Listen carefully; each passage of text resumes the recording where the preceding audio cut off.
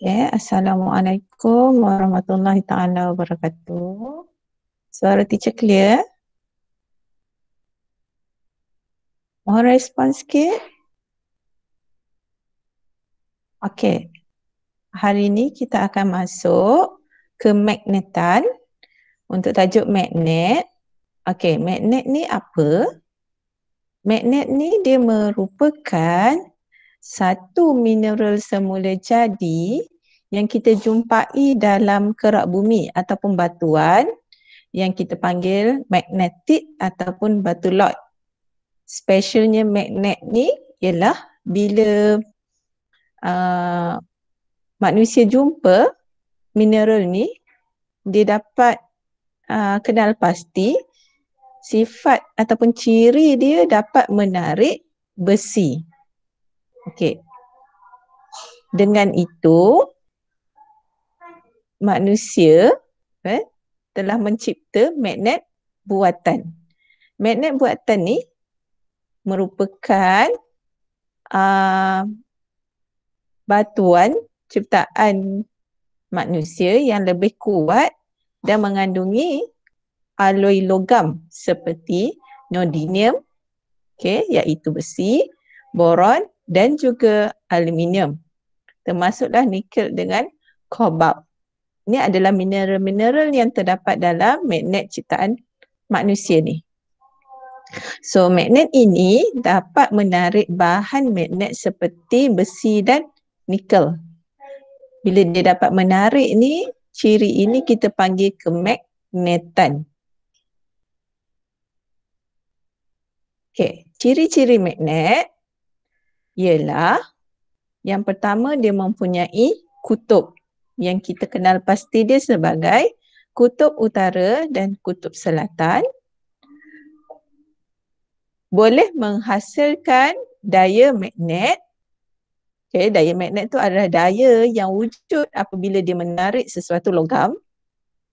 Kutub magnet berbeza akan menarik. Kutub magnet yang sama, dia akan saling menolak. Ciri magnet yang seterusnya mempunyai medan magnet. Medan magnet ni yang nanti kita akan buat latihan dalam buku kemahiran prosesan kamu. Okey. Kutub yang berbeza akan menarik. Benda ni yang kamu dah pelajari semasa di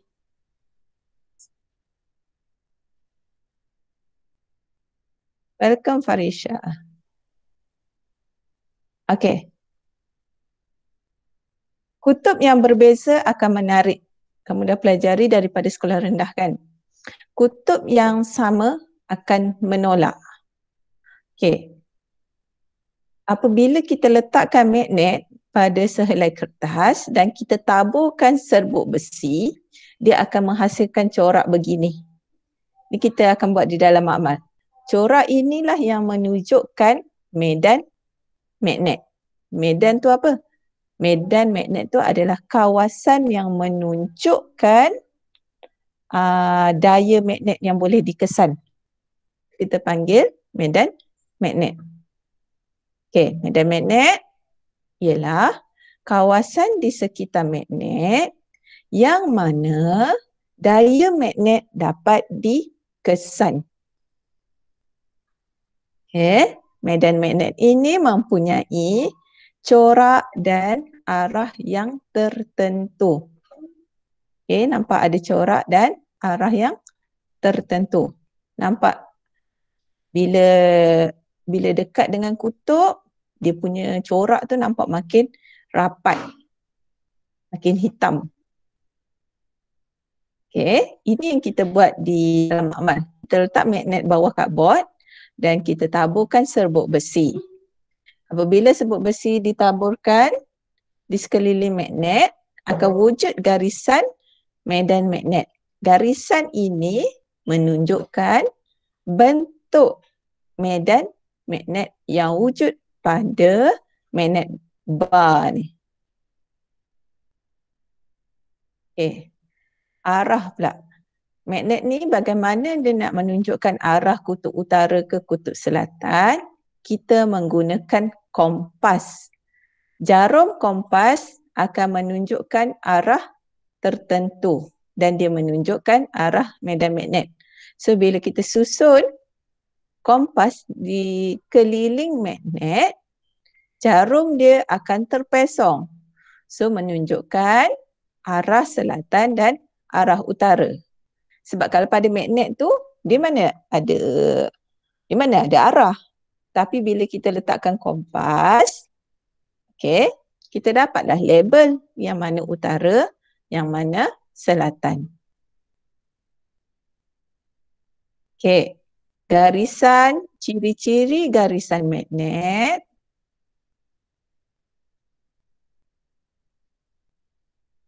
Ciri-ciri garisan magnet ialah garisan medan magnet ini lebih rapat di kutub magnet. Di kutub dia lebih rapat ni. Nampak ni hitam-hitam ni, dia tertumpu di situ. Sebab apa? Sebab daya kat sini lebih kuat.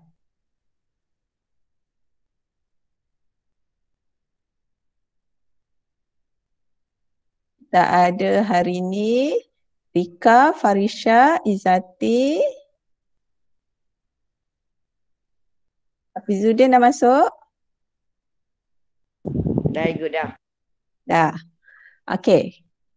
Termasuk dekat ciri-ciri medan magnet, ciri-ciri garisan dia. Okey, garisan medan magnet ni di kawasan kutub dia lebih rapat. Dia lebih rapat menunjukkan daya tarikan magnet itu lebih kuat di kawasan kutub. Okey. Garisan medan magnet dia tidak menyilang antara satu sama lain. Maksudnya garisan dia tu bila kamu lukis tak boleh bertindih. Okey. Garisan medan magnet dia sebenarnya bermula daripada utara sehingga ke selatan. Bila kamu tengok gambar macam ni, tadi teacher kata, kita tak tahu arah utara atau arah selatan. Kita hanya boleh tahu apabila kita meletakkan kompas pada magnet ini. Bila kita letakkan kompas macam ni, barulah kita boleh tentukan arah utara ataupun arah selatan mengikut jarum kompas yang terpesong itu. Okay? Macam ni. Corak medan magnet dia berbeza apabila jenis bentuk magnet tu berbeza. Okay? Magnet, magnedur ataupun magnet bar kita panggil. Okay, corak dia, garisan magnet-magnetnya begini. Daripada arah utara, bila kamu lukiskan garisan, anak panah tu mesti keluar daripada utara, masuk ke selatan, menuju ke selatan. Kita ada magnet rod, okay, yang berbentuk rod, magnet bentuk U. Okay, daripada utara pergi ke selatan. Okay, bila kita lukis garisan medan magnet ni, mestilah tidak bersilang. Okay, dan magnet ladam kuda. Beza U dengan ladam kuda ni, ladam kuda dia macam bentuk dia melengkung macam ni sikit, rapat di sini. U dia bentuk U lah. Okay. Okay, keelektromagnetan bermaksud apabila arus elektrik mengalir dalam sesuatu konduktor, konduktor itu dapat dimagnetkan. Maksudnya kalau gambar ni, bila kita pasang elektrik, paku ini menjadi magnet. Itu yang kita namakan keelektromagnetan. Arus elektrik dia mencetuskan sifat magnet itu. So, ciri-ciri elektromagnet merupakan magnet sementara. Okay. Nombor 2, kemagnetan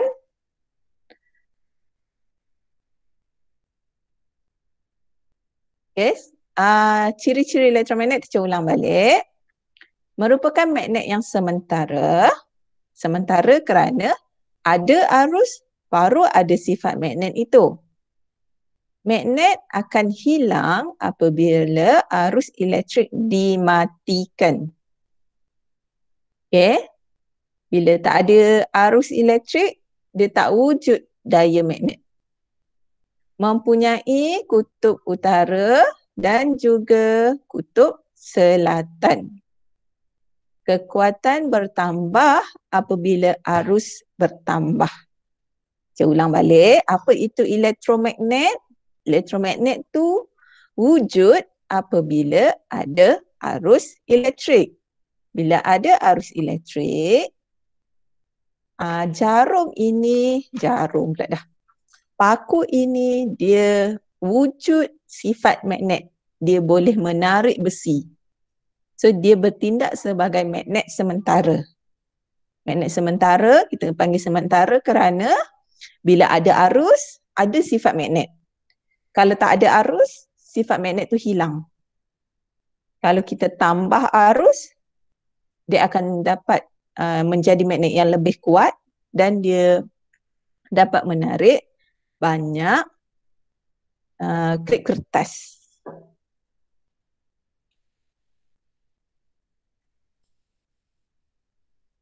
Okey, buka sama-sama dengan teacher muka surat 108, buku kemahiran proses sains kamu. Okey, itu dia menunjukkan kekuatan medan magnet yang terhasil menggunakan arus elektrik. Kekuatan medan magnet yang terhasil menggunakan arus elektrik. Okey. Buka sama-sama. Okey. Apabila arus elektrik mengalir melalui wire ke paku besi. Paku besi bertindak sebagai konduktor elektrik. Okey, sebab dia besi, dia boleh mengalirkan elektrik. Okey, gelung wire ini bertindak sebagai elektromagnet bergabung dengan paku besi. So, paku besi ini menjadi elektromagnet. Okay, bila arus dialirkan, okay, bila kita pasang suis, paku besi akan bertindak menjadi elektromagnet dan dapat menarik klip kertas. Okay, kita nak uji bagaimana kita nak uji kekuatan dia. Bila kita tambah arus, sepatutnya bila kita tambah arus, dia akan menghasilkan elektromagnet yang lebih kuat dan dapat menarik lebih banyak klip kertas.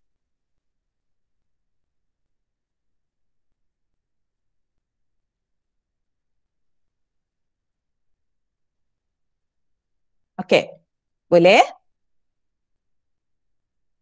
Yang setakat yang ni boleh? Boleh bagi respon sikit kat teacher?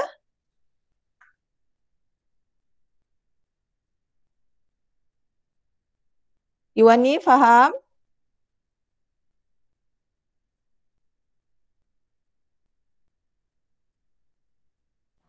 Faham. Faham. Suara bangun tidur. Okey. Kalau kamu tengok dalam muka surat 108, okey, kita ada hubungan antara arus yang mengalir dengan kekuatan medan magnet. So, jawapan untuk pemboleh ubah dimanipulasi adalah arus. Maksudnya kita ubah suat arus. Maka yang bergerak balas adalah ni. Bilangan jarum peniti yang ditarik. Kata tadi, bila kita tingkatkan arus, lebih banyak jarum peniti dapat ditarik. Okey. Setakat tu dulu. Okey, kita nak masuk muka surat. Ni dia patah balik ni, muka surat 105. Lukisan pada muka surat 106. Okey, ini nak menunjukkan garisan medan magnet melukis corak medan magnet. Okey, corak medan magnet ni kita dapat lihat apabila kita menggunakan dawai lurus. Dawai ini kita alirkan elektrik. So, bila kita ada arus pada dawai ini, wujud kawasan medan magnet. Okey, macam mana kita nak tentukan kekuatan dia? Okey. Lebih dekat dengan dawai, medan magnetnya lebih kuat.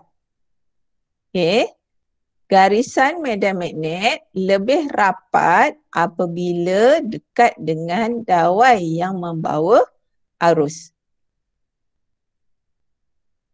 Medan magnet dia akan makin lemah apabila dia menjauhi dawai pembawa arus. Okay. So bila kita buat begini, okay, dawai lurus daripada arus daripada elektrod positif ke elektrod negatif yang dia akan menghasilkan corak medan magnet begini. Bagaimana kita nak nampak corak macam ni?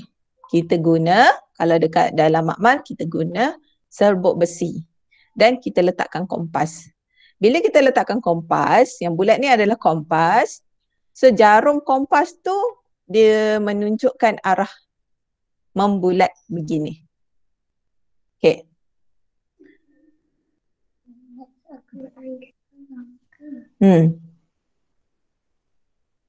Okay.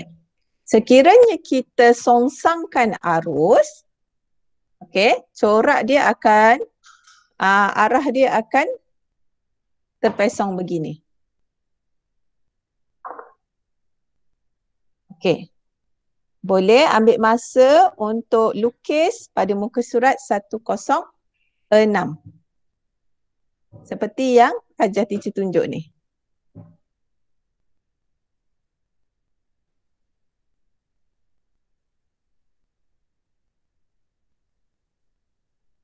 Okey, ambil masa untuk lukis dulu.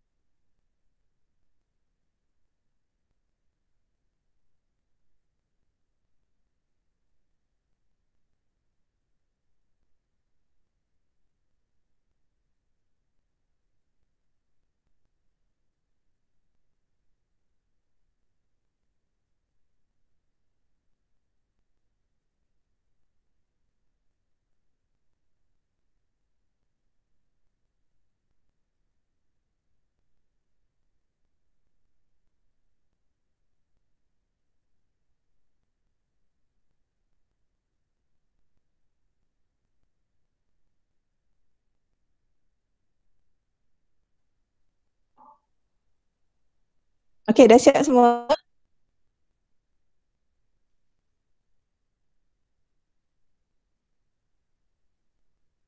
Okey. Untuk corak yang membulat macam ni, kita boleh gunakan petua genggaman tangan kanan. Okey, ambil tangan kanan masing-masing. Okey. Tangan kanan tu kita genggam. Bila kita genggam, katalah teacher gunakan pensel ni sebagai dawai. So bila kita genggam tangan kanan, okey, tangan ibu jari itu akan menunjukkan arah arus.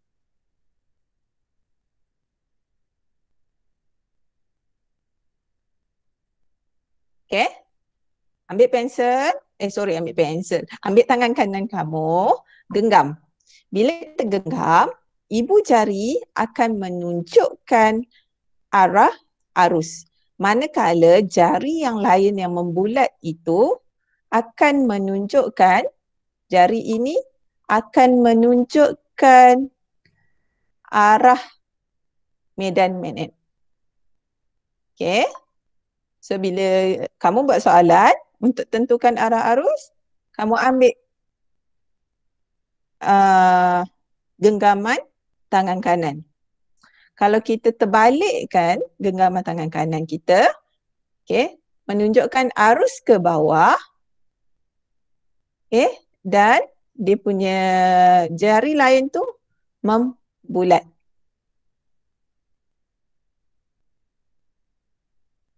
Okay? Boleh? Okay.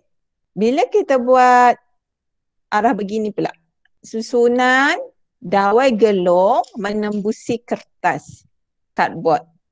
So, corak medan magnetnya begini. Okay. Boleh ambil masa untuk lukis pada muka surat 106. Okay, teacher bagi 2 minit untuk lukis muka surat 106. Sorry. Tutup pula.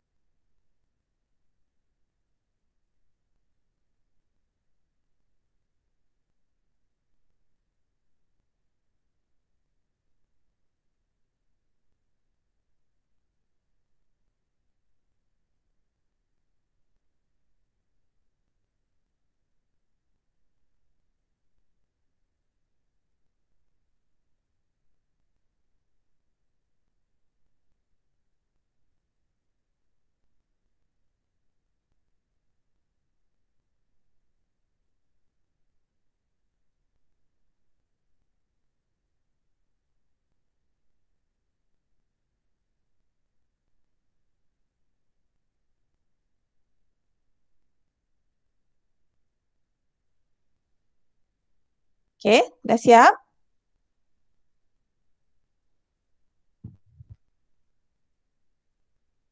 Okay, ini yang ketiga, bentuk solenoid. Solenoid tu bermaksud kita buat dia punya gelung itu menembusi cardboard tapi begini, banyak. So lukisan dia begini.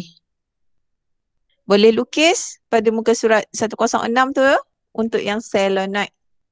Solenoid ni ada dua gambar lah, gambar yang atas, gambar yang bawah. Tengok pada arus. Arus tu mesti kamu lukis simbol anak panah positif, simbol anak panah dan simbol positif. Memasuki solenoid. So bila dia memasuk, dia akan bergelung begini. Dan dia keluar. So medan magnet yang terbentuk di kawasan atas, okay, lukiskan dia punya garisan begini.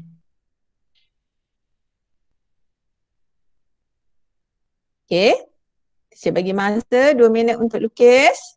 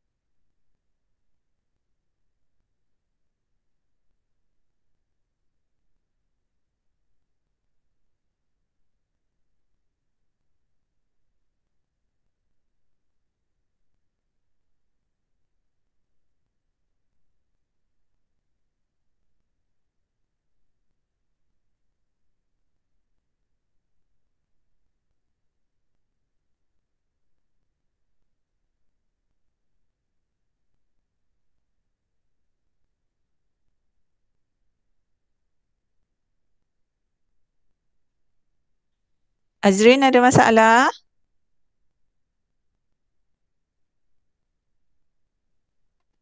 Tak ada.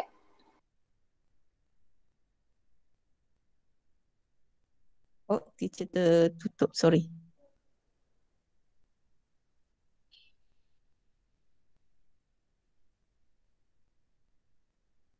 Okay, kita nak sambung seterusnya. Faktor yang boleh mempengaruhi kekuatan medan magnet. Okay, tadi yang muka surat selepas pada tu tadi. Kekuatan medan magnet pada elektromagnet akan bertambah apabila arus yang mengalir bertambah dan juga bilangan gegelung bertambah. Okay, ini. Ini yang pada muka surat 108 yang teacher terangkan sikit tadi. Okay.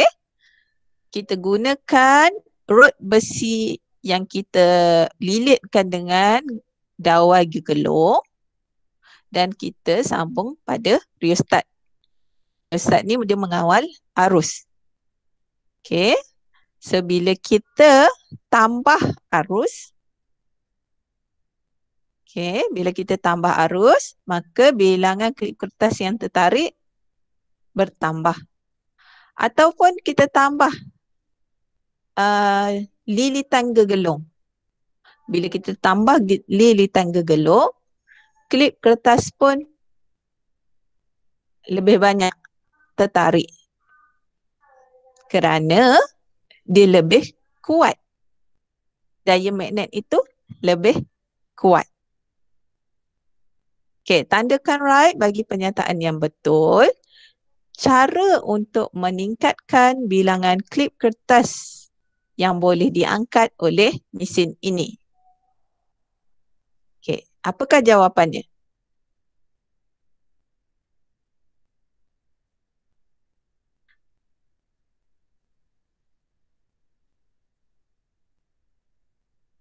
Hafizuddin? Apakah jawapan kalau kita nak tingkatkan bilangan klip kertas yang tertarik ni? Zudin ada? Ada adik. Menambah bilangan lilitan gegelung dengan meningkatkan voltaj pada bekalan elektrik. Bagus, betul. Okey. So kita boleh tambahkan dengan menambah bilangan gilitan gegelung dan meningkatkan voltan pada bekalan elektrik. Kerana bila kita tambah bilangan gegelung ataupun kita tambah arus, dia menyebabkan daya magnet lebih kuat dan dapat menarik lebih banyak klip kertas. Okey. Kegunaan magnet dalam kehidupan seharian, yang pertama adalah kompas. Sebenarnya dalam kompas ni ada magnet yang lemah. Okey, magnet lemah pada jarum ni dia berubah bila kita bawa kompas sambil berjalan, jarum tu berubah mengikut magnet bumi. Bumi kita ada daya magnet, so menyebabkan perubahan pada jarum kompas. So bila kita guna kompas, kita dapat menentukan arah magnet bumi. So arah dalam yang kamu belajar dalam geografi, arah utara, arah selatan. Okay, so bila kita guna kompas pada magnet yang biasa, jarum kompas pun akan terpesong. Okay, tu jap, ingatkan habis. Okay, yang kedua ialah di dalam motor elektrik dan juga dinamo. Dinamo adalah motor ringkas. Motor merupakan alat yang boleh mengubah tenaga elektrik kepada tenaga, ini salah ni. Okey, motor mengubah tenaga elektrik kepada tenaga kinetik. Okey, motor ni terdapat dalam motorcycle ataupun kita punya kereta. Maksudnya bila kita bekalkan arus, dia dapat menjana enjin. Enjin tu bergerak menggunakan tenaga kinetik. Dinamo pula mengubah tenaga kinetik kepada tenaga elektrik. Dinamo pada basikal, dia mengesan tenaga kinetik pada roda yang berpusing, maka dia dapat menghasilkan tenaga elektrik lampu.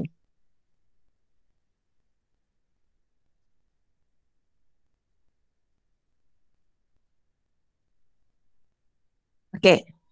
So, magnet sebenarnya di dalam motor ataupun dinamo ni terdapat magnet yang dapat membina alat yang dapat mengubah tenaga. Okey, ini dinamo pada basikal. Okey, kita gunakan magnet di dalam dinamo ni apabila berlaku gerakan roda, okey, so dia akan memutarkan gegelung magnet dan menghasilkan arus elektrik. So semakin laju kayu basikal, semakin laju gerakan roda, semakin terang lampu. Okey, ini adalah kegunaan elektromagnet yang terdapat dalam loceng elektrik. Tak ada rasanya dalam buku kamu.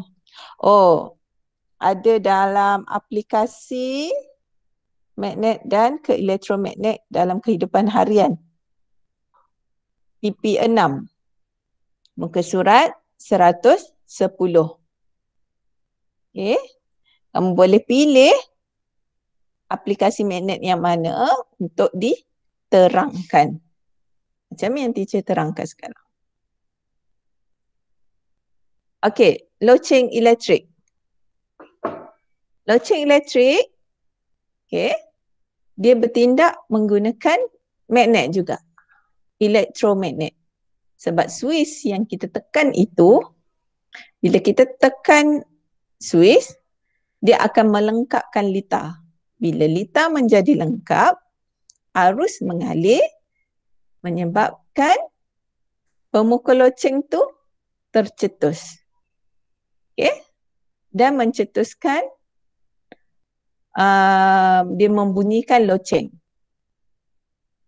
Okay. Bila kita lepaskan jari, kat sini,